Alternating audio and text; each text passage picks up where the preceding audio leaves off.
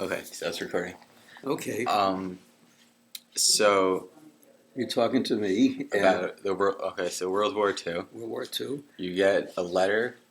I had when I was 18, I had a register, but I decided I wanted to go in instead of going to the Army, I thought I'd go into the Navy. So I volunteered for the Navy, and they took me in 1944.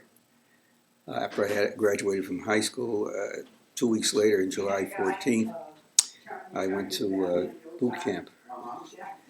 And this was in Sampson, New York, and we were in D Unit, and it was really a change in my whole lifestyle because I was kind of very protected. All of a sudden, I'm out on my own, and it was quite different. So there I was in Sampson. I was there for 3 months, and in September,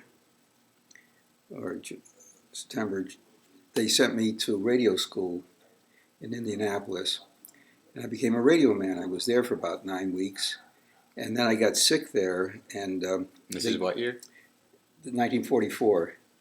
So, in 1944, then when I was graduated from that radio school, we were stationed on a place called White River Junction. This is in the middle of the country, and we're looking for submarines at the White River.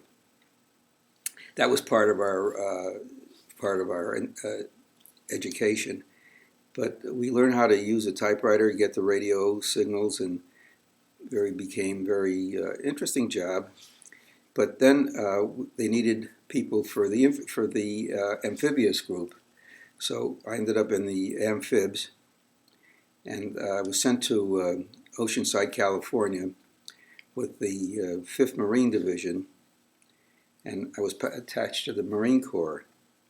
And part of the job was when they made landings with those LSTs and LCIs and all the other landing craft, my job was to be a radio man with the Marines because the Marines didn't have any radio people.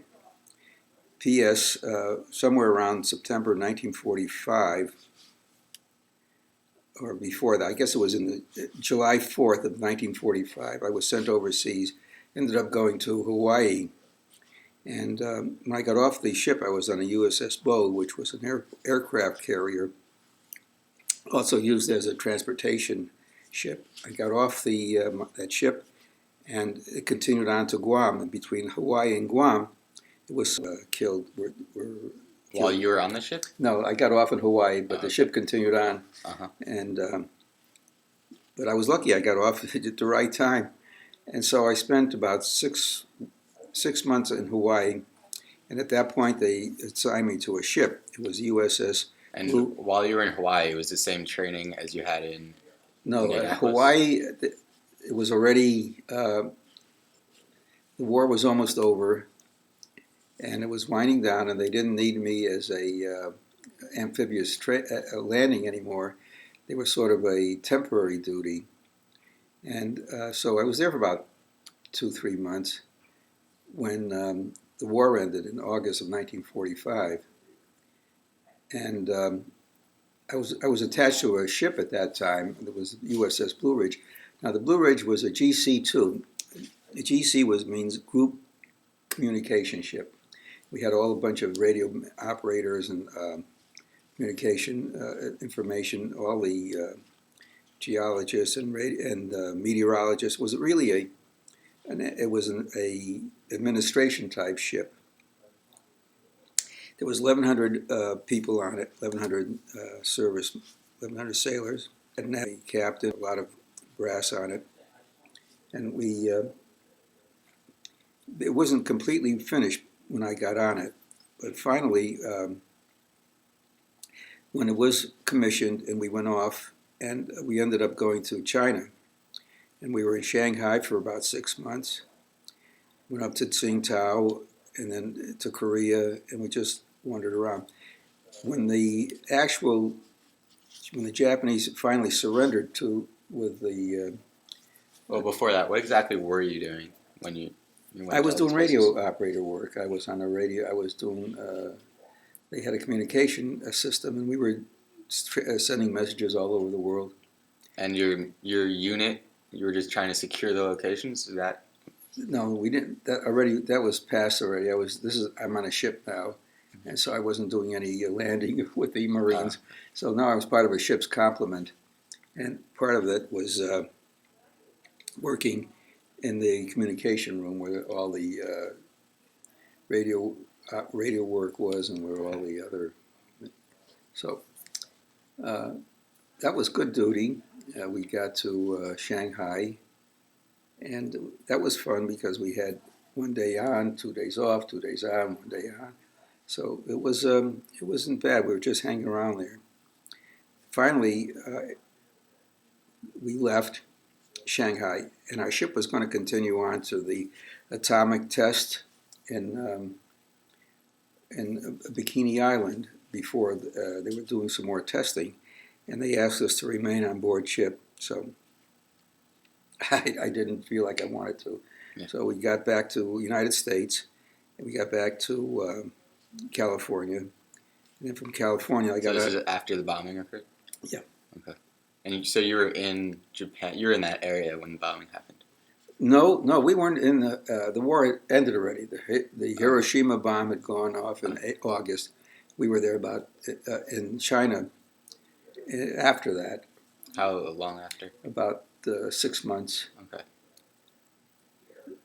And so I don't know what else I can tell you. We came back to the United States. I got on the LCI and we went around the Panama Canal. Ended up in New Orleans. And then from New Orleans, I went back to Boston. I was discharged in Boston.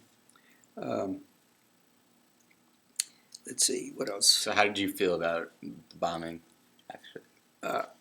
I was glad that it was over. I'm glad that this was the ending, and it was very fast. And it was very exciting to be in Hawaii when the war, all the excitement of the war ending, the people on the island were happy. All the service people were extremely happy.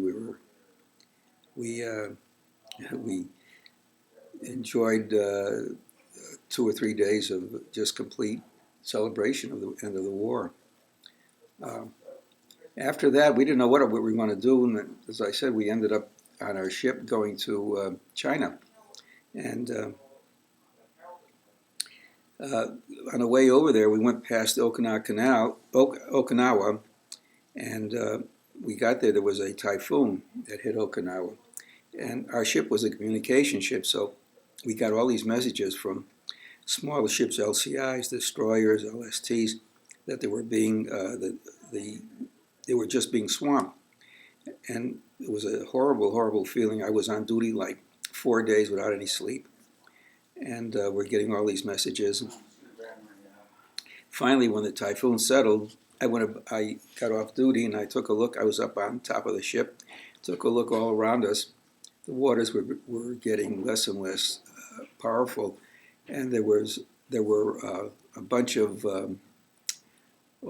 sea mines that had gotten loose from the ocean, and they were floating around. And we had some of the sharpshooters on our ship with the rifles, exploding them.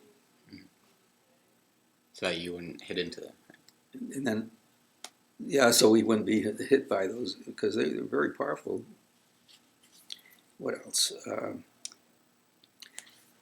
How did you make friends with the people that were in your unit? How did you feel about them? I did. I very friendly with a fellow from New Haven, Dick Hodes, and we were both discharged. And after that, I never contacted him. He never contacted me. And although one time I was at University of Connecticut after college, and Dick Hodes we were supposed to meet, but it never happened. And there was a Oriental young man eating a little further off. He looked kind of familiar, and I said, "See, I know that guy from somewhere." I went over and I started talking with him. Apparently, when our ship was in Tientsin in China, there was a ceremony with the ending of the war where the Japanese officer gave his sword to the commanding on our ship. And this man was sitting over there. I said, "You look familiar." He asked me if I was in that area. He said, "That was I was the officer who gave the sword to your commander," which was really a small, small world. It's amazing. Let's see. I'm just gonna stop it here Okay. and make another one. Just so